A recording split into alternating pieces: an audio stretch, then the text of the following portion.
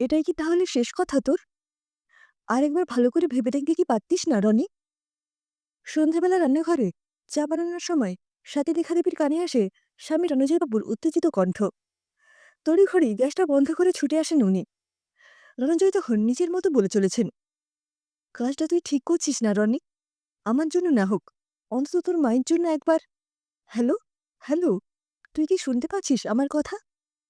বলতে বলতে ঋষিভাত চেপে মেঝেতে বসে পড়েন উনি। কি গো, ফোনটা কেটে গেল নাকি? সাথীলেখা বলেন স্বামীর কাঁধে হাত রেখে।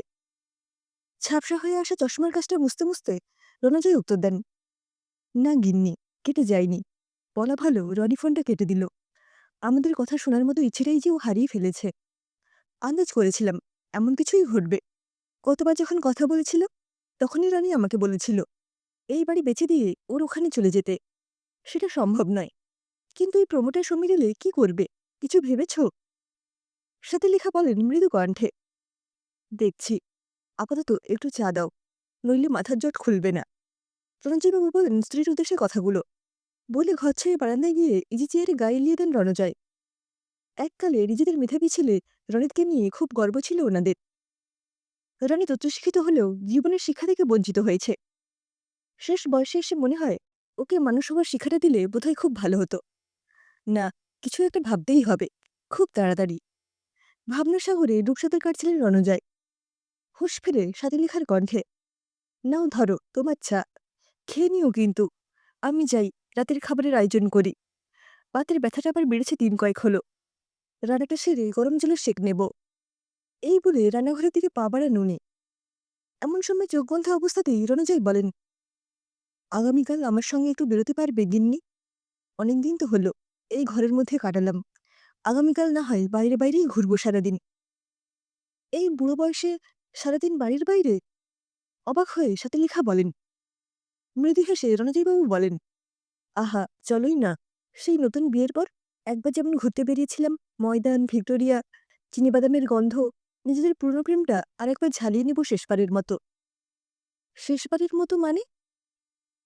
চমকে উঠে বলেন সাথীলেখা। ক্রমশ প্রকাশ্য।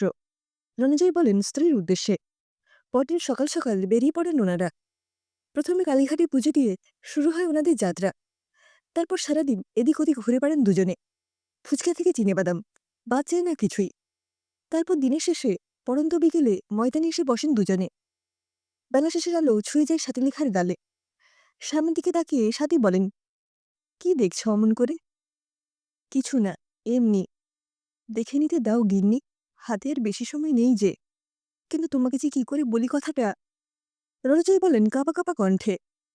এলোমেলো ঘাসের ডগায় আঙুল জ্বালাতে জ্বালাতে সাথী বলেন, সারা জীবন চেষ্টা করেছি সাধ্যমতো তোমার পাশে থাকার। আজ তোমার মুখ দেখে বুঝতে পারছি কোনো ঝড় উঠেছে। তাই দ্বিধা না করে বলে ফেলো। বলছি তবে, শোনো। স্ত্রীর দিকে এগিয়ে এসে ওর কানে কানে বলতে শুরু করেন উনি।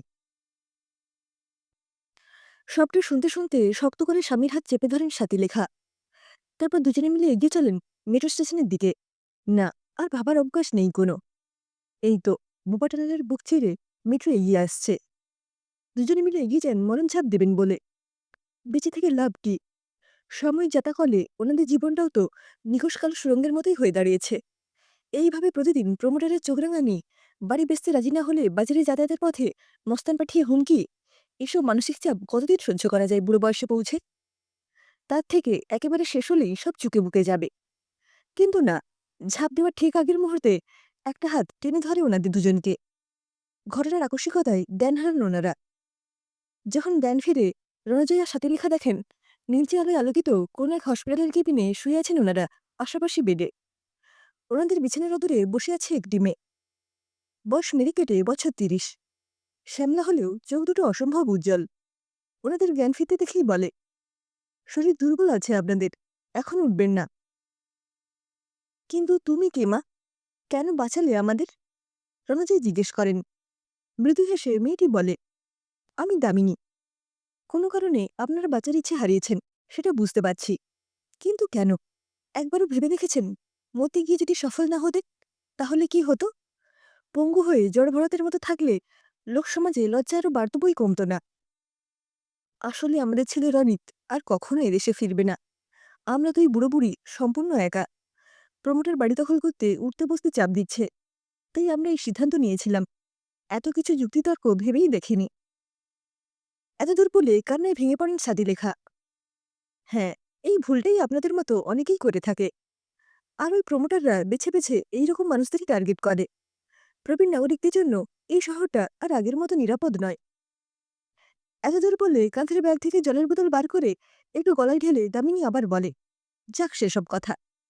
জীবন থেকে পালানোর মনোপ্রবৃত্তি না নিয়ে আসুন, এবার আমরা সকলে মিলে একটু দিনবদলের স্বপ্ন দেখি মাসিমা। কি মেশামশাই, আপনার কোনো আপত্তি আছে নাকি? কথাগুলো বলতে বলতে আরো দৃঢ় হয় দামিনীর কণ্ঠস্বর। না, কোনো আপত্তি নেই। সাক্ষাৎ মৃত্যুর হাত থেকে ফিরিয়ে এনে যখন নতুন জীবন দান করলে, তখন তো শুনতেই হয় তোমার কথা। রঞ্জয় বলেন দামিনীর কথার উত্তরে, আসলে পরশমণি বলে একটা অনাথ আশ্রমের সাথে যুক্ত আছি আমি।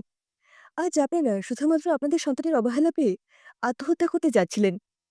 ওখানে গেলে দেখতে পাবেন এরকম কত সন্তান আছে যারা একটু ভালোবাসা পাওয়ার জন্য অধীর আগ্রহে অপেক্ষা করে।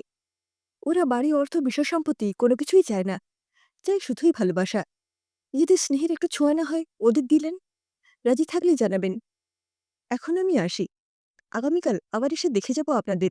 নমস্কার। এই বলে কেবিনের দরজা ঠেলে বেরিয়ে যায় দামিনী। পরদিন সকালে চোখ মেলতেই দুজনে দেখেন মেঘলা আকাশের বুক চিরে বাইরে সোনাঝাড়া রোদ উঠেছে। ডাক্তার বলে গেছেন আজই ওনাদের ছুটি দিয়ে দেওয়া হবে বিকেলে। কিন্তু দামিনী তো এখনো এলো না। ভাবতে ভাবতেই চলে আসেও। কি মাসিমা, মেসোমশাই, আজ তো আপনাদের ছুটি হয়ে যাচ্ছে শুনলাম। কখন যাচ্ছেন বাড়ি? আমি সঙ্গে করে পৌঁছে দেব আপনাদের। বাড়ি যাবার আগে তোমার সঙ্গে তোমার পরশমণি আশ্রমে যেতে চাই। নিয়ে যাবে আমাদের মা? সমস্যারে বলে ওঠেন দুই বুড়োবুড়ি মিলে। নিশ্চয়ই যাবে। মা বাবা চাইলে মেয়ে সেটা না দিয়ে পারে?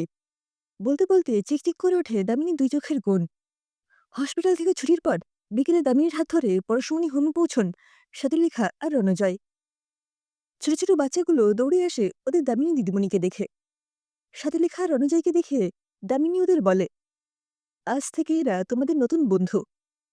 কুচি কুচি হাতের স্পর্শে ওরা বলে, আজ থেকে তোমরা হলে আমাদের গল্পদাদু আর গল্পদিদা। কি গো, শোনাবে তো আমাদের গল্প? নিশ্চয়ই শোনাবো। তোমরা যে আমাদের বেঁচে থাকার পরশমণি গো।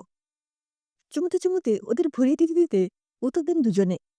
দামিনী বলে, এবার চলুন, সন্ধ্যার প্রার্থনা শুরু হলো বলে। লাইনে দাঁড়িয়ে সকলের সাথে কণ্ঠ মেলান রণজয় আর সাথীলেখা। আধারের গায়ে গায়ে পরস্তপ, সারারাত ফোটাক তারা নব নব। নিশিদিন আলোকশিখা জ্বলুক প্রাণে, আগুনের পরশমণি ছোঁয় প্রাণে। একঝাঁক উজ্জ্বল পায়রাদের নিঃস্বার্থ ভালোবাসায় নতুন ছন্দে বাঁচতে থাকেন রণজয় আর সাথীলেখা। থুরি সকলের প্রিয় গল্পদাদু আর গল্পদিদা।